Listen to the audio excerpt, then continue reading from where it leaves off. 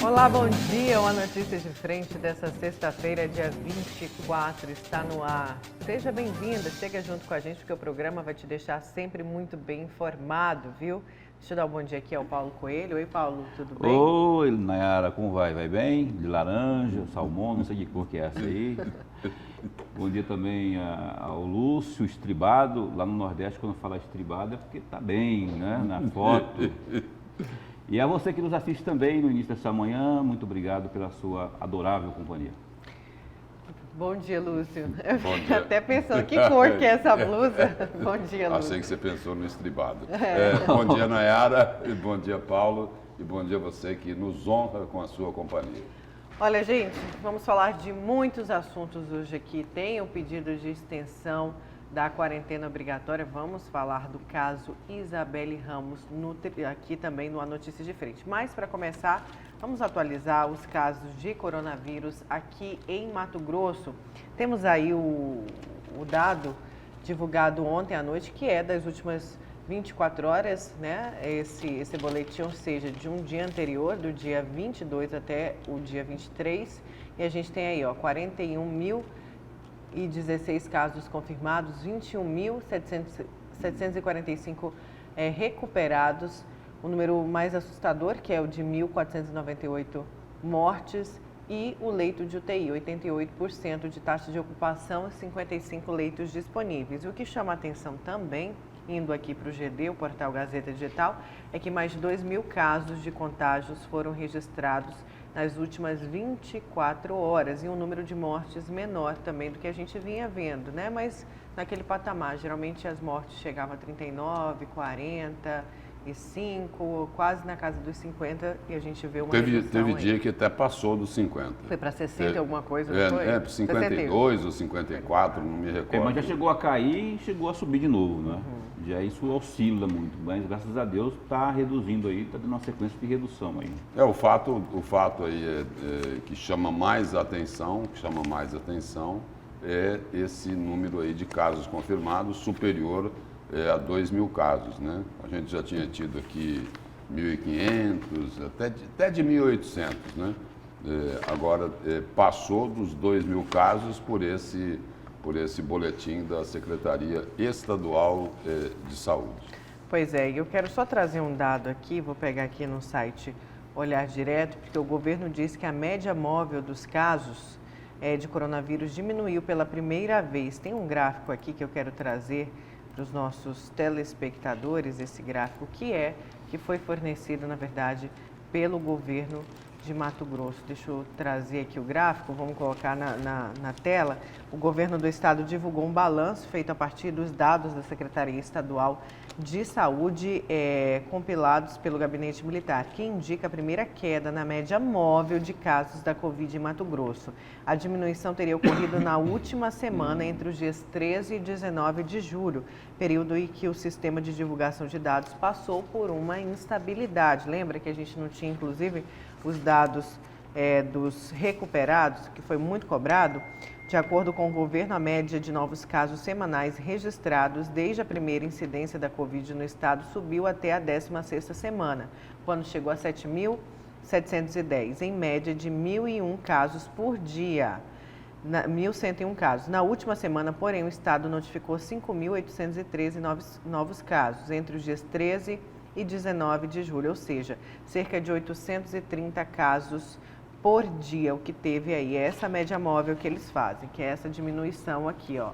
Você pode ver na linha, na curva aqui, é certa, e dá uma caída, que é a média móvel registrada diária. Mas hoje a gente teve aí esse recorde, né? Infelizmente, que a gente traz dos 2.000 novos casos nas últimas 24 horas. E 24 mortes, né?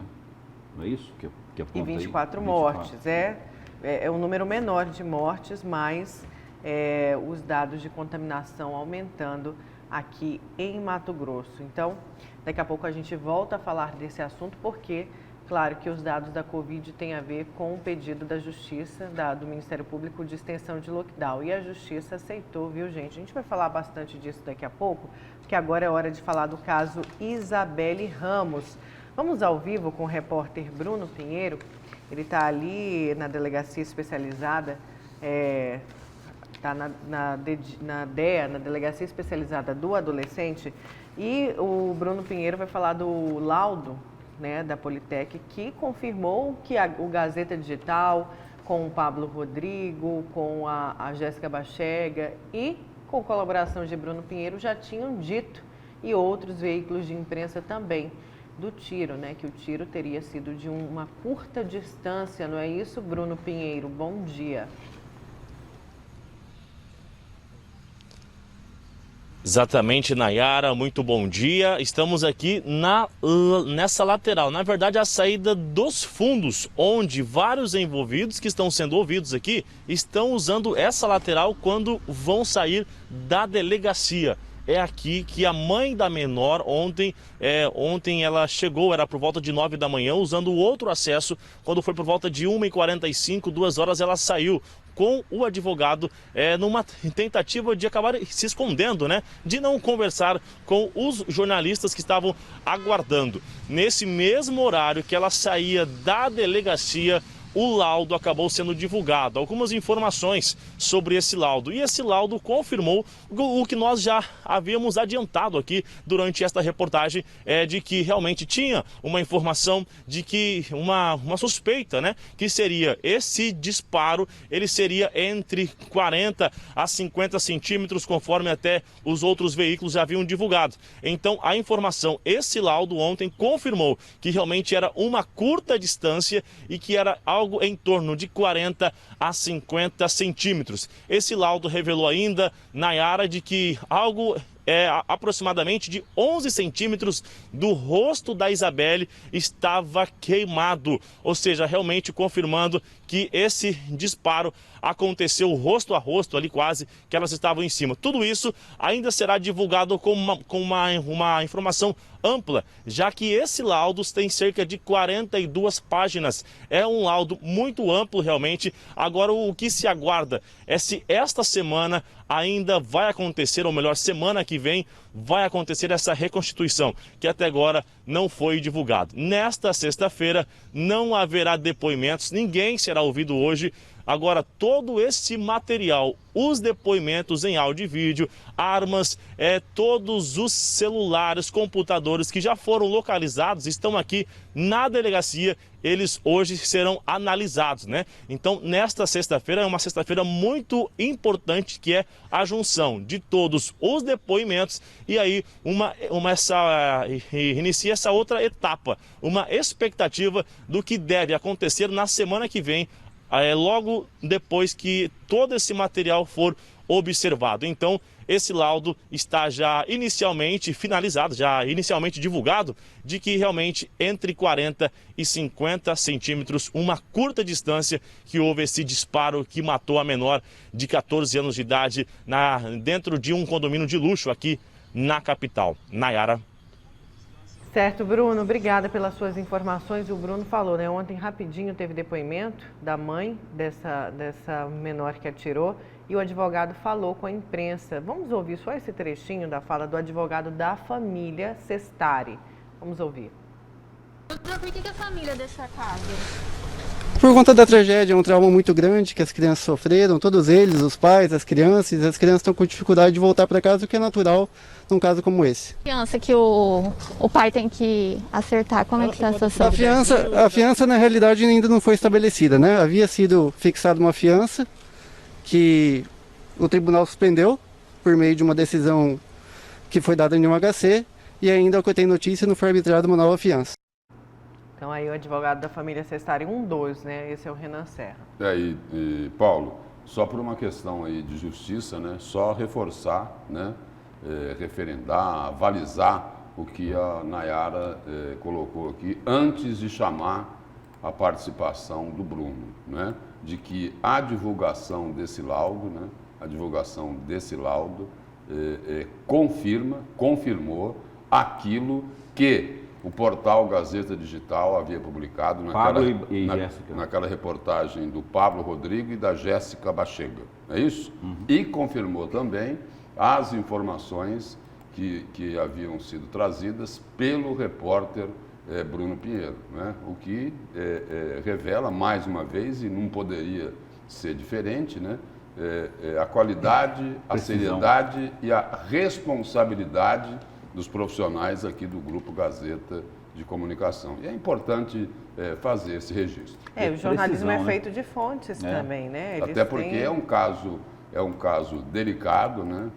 Mobiliza aí toda a sociedade, né? Essa tragédia lá do Alphaville, né? Então isso tem que ser tratado de uma forma assim bem coerente, responsável, com muita responsabilidade, principalmente com muito equilíbrio. O que É falta isso, mas o seguinte, a notícia a gente tem que trazer da forma como ela é, né? Qualidades essas que você falou aí, que o Pablo, o Bruno e a Jéssica e todos aqui têm de sobra, né? Que a gente, quando apura, vai fundo mesmo. E eu estou impressionado que essas 5 horas de duração aí do depoimento de ontem, isso deve ter muita informação preciosa também aí, que logo, logo vai estar burburando por aí. E aí, por exemplo, só para a gente, só para ilustrar, não é? O laudo aqui, ele apontou que a distância não foi superior a 50 centímetros, né? Ficou entre 10 e 50 centímetros. É o que? Isso aqui? Mais ou menos isso, né? 40 centímetros, mais ou Né? menos. Né? Não é maior que isso aqui. É dessa distância, em Queima a linha roupa. reta, e perfurando o crânio. E né? queimando, né, o rosto. Pois é, que a justiça seja feita, né? A justiça a gente tem que confiar. Deixa eu saber os destaques de vocês para hoje. Lúcio, qual que vai ser o seu? Meu destaque é o seguinte, é que os professores lá da Universidade Federal de Mato Grosso, a Dufimate, né? E aí é o seguinte, é a Associação dos Docentes da Universidade Federal de Mato Grosso. Docente é o quê? É o professor, né? E aí os professores lá da Universidade Federal estão dando uma aulinha básica para o governador Mauro Mendes, dizendo para ele o seguinte, olha, por favor, governador, respeite a ciência, respeite os pesquisadores. É por conta daquela declaração... Mandiná. Daquela declaração do governador Mandiná. Mauro Mendes, ironizando a projeção que foi feita lá por esses pesquisadores do Instituto de Matemática, de Geografia, do Instituto lá de Saúde Pública da Universidade Federal de Mato Grosso, e aí isso que o Paulo acabou de colocar. Falou, olha, a mãe de Ná acertava mais. Essa foi a... Acerta mais. Acerta Ele mais, colocou né? no presente, como se ela viva estivesse. Então, o meu destaque de hoje é sobre essa questão aqui de que é importante, né? Mas os políticos, né? Os governantes, principalmente nesta pandemia, eles insistem em fazer uma batalha contra a ciência. Certo, daqui a pouco então Que a gente... pena, né? Que pena. Daqui a pouco a gente fala mais disso. Paulo, qual que vai ser o seu Falar destaque? de lockdown, já que aí houve uma canetada de novo aí, né, prorrogando essa quarentena aí que está acontecendo nos municípios de Cuiabá e Várzea Grande, eu quero trazer aqui um contraponto, né, e vou mostrar por A mais B que tem muita coisa sendo feita por mais ter que fazer. Aquela história de que, eu sou prefeito, eu sou governador, tenho que fazer alguma coisa, senão vão me crucificar nas ruas, vão me detonar nas ruas. Aí, lockdown, palavra bonita, aí toma lockdown. Aí vem um juiz, mesma coisa. Eu vou puxar aqui o lado científico da coisa. Afinal de contas, lockdown funciona realmente? Eu vou trazer alguns argumentos científicos dizendo que não funciona nem aqui, nem em lugar nenhum do planeta, quando se fala de pandemia da Covid-19. E eu quero só complementar o destaque do Paulo, que é preciso que a gente discuta isso. A quarentena foi prorrogada por mais 14 dias, não é isso? O governador Mauro Mendes editou um novo decreto, incluindo lá como serviços essenciais, salões de beleza, barbearias e academias de ginástica. Assim, a prefeita Lucimar Campos, rapidinho, seguiu o decreto do governo. Então é o seguinte, as academias de ginástica, eu vou pegar por aí, as academias de ginástica vão poder funcionar, é isso? E a loja de eletrodomésticos, que aglomera muito menos pessoas, né? Os outros setores aí também, tem Cosmético. Outros Não, segmentos. o cosmético Até está aberto. aberto. Calçados. E os outros pode. setores? E os outros setores? Que aglomeram menos pessoas do que nas academias de ginástica. Não vai poder funcionar? Que história que é essa? Ó, Lúcio. Ou abre um determinado... Por quê? Esse segmento aí tem algum tipo... Olha, estão passando dificuldades. Já fecharam aí várias academias, dezenas delas. Eu tive uma informação com um tempo atrás de que 70 academias Não vão mais tinham voltar. fechado aqui em Mato E Grosso. talvez Está não. falando desses segmentos aí até agora, né? E os outros que a gente não está falando aí? Não, isso que eu estou dizendo. Segmentos que aglomeram menos pessoas não vão poder abrir? Que incoerência que é essa? A Justiça não vai analisar aquilo que os dirigentes da indústria e do comércio levaram lá um documento para o prefeito Emanuel Pinheiro e para a prefeita Lucimar Campos, propondo o seguinte, uma espécie assim de alvará Covid. As empresas se comprometiam a respeitar aí as regras que são sugeridas, né, ou orientadas pelas autoridades sanitárias, né, tomando as prevenções necessárias, evitando aglomeração, exigindo o uso de máscara, mantendo aquela distância lá de 1,5 m a 2 metros de uma pessoa para outra. E aí? Os outros setores do comércio não serão beneficiados? Só as academias de ginástica e os salões de beleza? Olha, por quê, hein? Por quê? Lúcio Paulo. É preciso entender isso. E A Justiça tem que responder isso. O Ministério Público também tem que responder isso. Tudo bem, a Justiça está tomando atitudes aí porque os gestores, os governantes amarelaram e não fizeram aquilo que eles deveriam fazer. Agora, as autoridades, o Ministério Público, o Poder Judiciário precisam se manifestar em relação a isso. Vai funcionar salão de beleza e academia de ginástica e barbearia. E os outros setores, vou repetir, que aglomeram menos pessoas do que esses segmentos que foram colocados como serviços essenciais. Não vão funcionar. Na verdade, o que não dá mais, Lúcio Paulo, é continuar dessa forma. A vida tem que seguir. Lúcio, a gente entende que de um lado temos morte, todo mundo aqui perdeu alguém que amava, alguém querido, mas também do outro lado tem pessoas que não têm mais nada, não conseguem empréstimos em banco, não conseguem empréstimos com a agiota, não conseguem empréstimos com a família, não tem mais como sobreviver, isso é um fato. Vamos colocar uma... Não, só quero colocar mais um aspecto aqui, mais uma cobrança para o Poder Judiciário. Escuta, e a fiscalização em cima dos setores que estão funcionando e que não obedecem às regras sanitárias, aquilo que está sendo orientado pelas autoridades de saúde. Não vão fiscalizar as empresas que estão colocando para trabalhar pessoas que são classificadas como grupo de risco?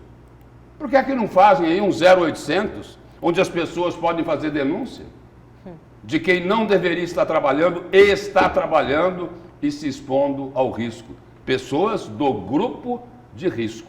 Olha, eu acredito que essa matéria que a gente vai ver agora, pelo menos pelo que eu ouvi da fala do superintendente da CDL, Fábio Granja, ele foi muito feliz no que ele falou. Vamos ouvir e vamos acompanhar então a matéria do José Porto que ele traz aí, né? Ele fala um pouco de Cuiabá e de Várzea Grande, que estão em quarentena, olha só, gente, desde o dia 25 de junho. E ele fala dos impactos e dessa possível, agora já confirmada, extensão. A quarentena obrigatória em Cuiabá e Várzea Grande foi imposta pela Vara de Saúde Pública desde o dia 25 de junho. A expectativa é que nessa quinta-feira, dia 23 de julho, a retomada do setor econômico fosse garantida pelas prefeituras da capital e da vizinha Várzea Grande. Decretos municipais já estão prontos para flexibilizar a atividade econômica, mas o fim da quarentena virou uma espécie de imbróglio, com pressão do Ministério Público Estadual e do próprio Poder Judiciário. Mesmo depois de quase um mês de quarentena obrigatória, os números da pandemia em Mato Grosso não são nada favoráveis. A taxa de ocupação dos leitos de UTI, por exemplo, permanece na casa dos 90% ou mais. índice considerado gravíssimo pela falta de leitos para os pacientes doentes. A gente não tem visto, de fato, um embasamento técnico onde comprove que essa parcela que não está podendo trabalhar é a parcela que faz propagar o vírus. São aí 57 segmentos que estão podendo trabalhar normalmente. O porquê que essa pequena parcela não pode? Aonde o nosso judiciário está se embasando tecnicamente? Aonde está comprovando que é realmente essa parcela que faz propagar o vírus? Pelo contrário, Porto, quando nós estávamos com todas as atividades abertas, a gente, ao entrar numa loja, em nenhum momento a gente percebia algum tipo de aglomeração. Nós percebíamos, sim, um ambiente que estava adequado com as medidas de biossegurança, proporcionando uma segurança para os clientes, para os colaboradores, e não percebimos em nenhum momento um fluxo alto, até porque as pessoas não estão indo às compras como iam na pré-pandemia. Subintendente, as alegações da Justiça elas são bem contundentes, né? Porque eles trabalham com dados, com números que está relacionado à ocupação de leitos, estrutura para atender doentes da Covid.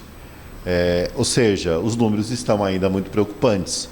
Mas na análise da CDL, ou seja, a maneira como isso é encarada, ela se torna injusta até no enfrentamento da pandemia? Totalmente injusta. Os números que estão aí apresentados são números reais. O problema do sistema público nosso não é de agora, sempre existiu, agora com a pandemia piorou, e não é fechando o comércio que esses números vão melhorar. Se fossem para terem melhorado, nós já teríamos visto ou percebido uma evolução.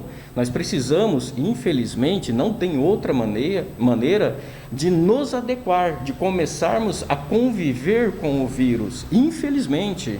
E com o comércio aberto, nós temos certeza que é mais uma ferramenta, é mais uma forma de combater o vírus. Porque quando você está com a porta aberta, você exige que para entrar a pessoa esteja pelo menos com a máscara, pelo menos adequada às medidas. Então isso ajuda inclusive a educar. Que ele falou, a vida tem que continuar. Parece duro falar isso, porque a gente tem tantas pessoas que perderam entes queridos. Eu já perdi ente querido nessa pandemia, amigos, mas a vida tem que continuar. Senão, o país não dá conta de sobreviver. Olha só, há juízes e juízes, não é? Com todo o respeito que eu tenho pelo doutor Lindotti, não é uma crítica, mas assim, eu vou citar um caso aqui que aconteceu agora, por esses dias agora, em Belo Horizonte.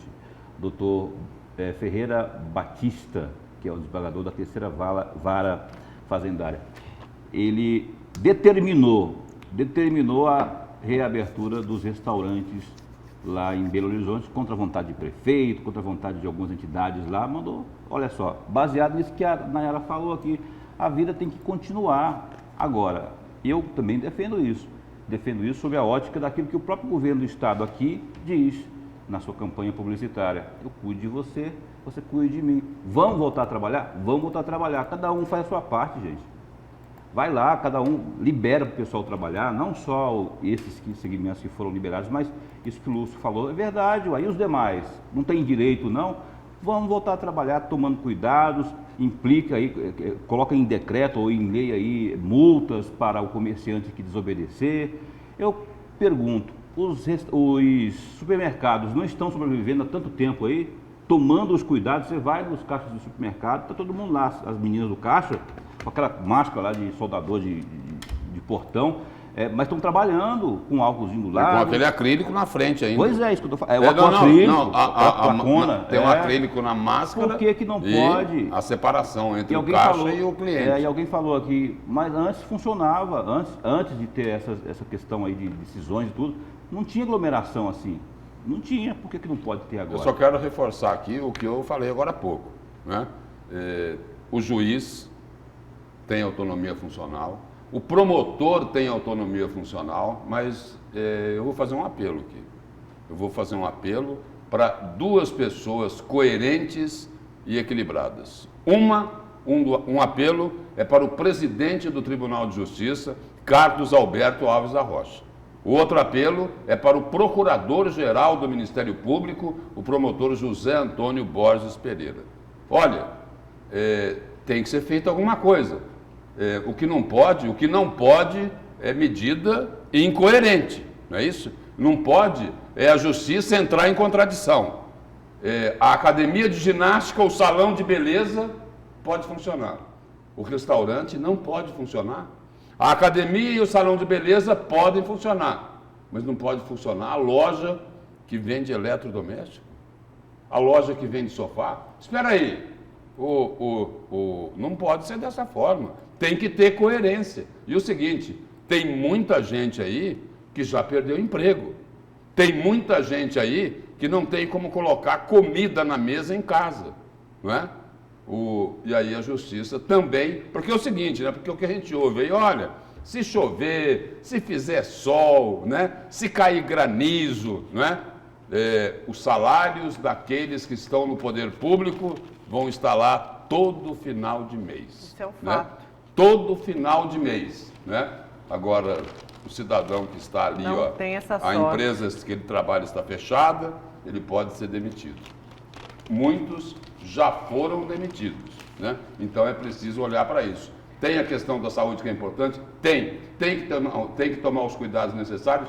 Tem. Agora, o que não pode são medidas, decisões incoerentes. De novo, senhores do Poder Judiciário, do Ministério Público, a academia vai funcionar? Salão de beleza vai funcionar? E o resto vocês não querem deixar funcionar? Por quê?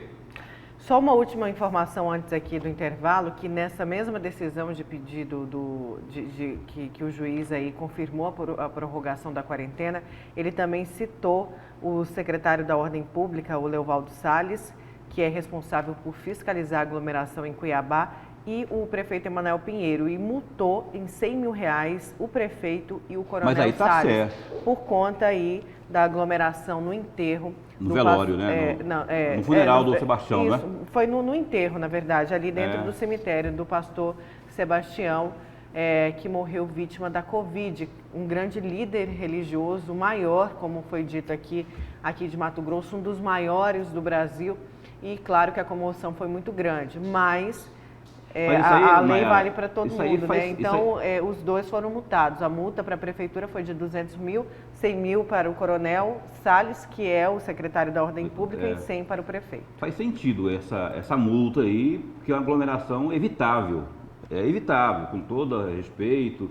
Tratava-se de um grande homem religioso, de uma grande liderança, sim, no Centro-Oeste. Agora, a aglomeração nesse momento, né, o que vale para Chico, vale para Francisco. Não pode para os outros, não pode para ninguém, devido a uma questão sanitária. Só pegando carona na sua fala aí. O pau que bate em Chico, bate em Francisco. Tudo bem.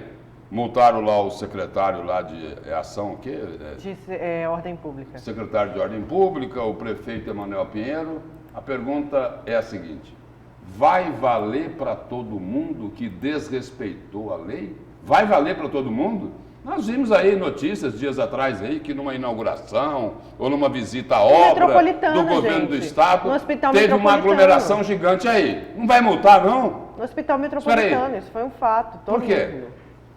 Então é o seguinte, o pau que bate em Chico, bate em Francisco.